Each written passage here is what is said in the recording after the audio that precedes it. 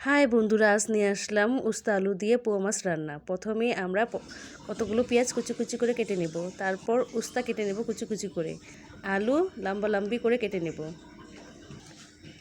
পোয়া মাছ নিব, পোয়া মাছ ভালো করে ধুয়ে নেব। এতে হলুদের গুঁড়া, মরিচের গুঁড়া, লবণ, আদা রসুন বাটা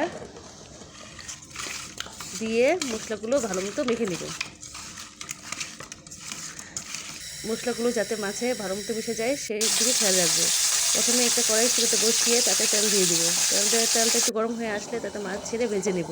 সবগুলো মাছ ভাজা শেষ হলে কড়াইটা আবার চুলায় বসিয়ে পরিমাণ মতো তেল দিয়ে দেবো।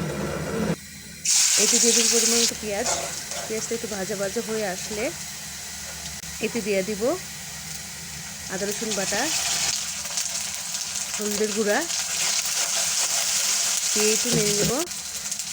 দিয়ে দেবো মরিচের গুঁড়া পরিমাণ মতো, আবার নাড়তে থাকবো। মশলাটা ভালো মতো একটু কষতে দেবো। কষতে আসলে তাতে দিয়ে দেবো পরিমাণ মতো পানি, দিয়ে দেবো লবণ।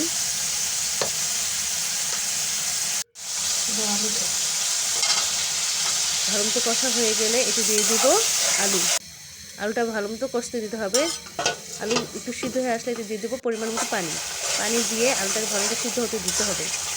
তারপর নাড়াচাড়া দিয়ে আবার পরিমাণ মতো পানি দিতে হবে। দিয়ে দিলাম ঝোল, তাতে দিয়ে দেবো উস্তা।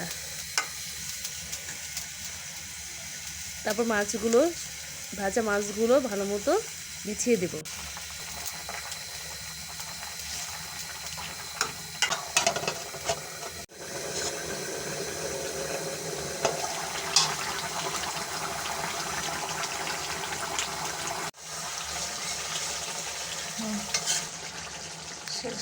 তৈরি হয়ে গেল আমাদের তরকারি।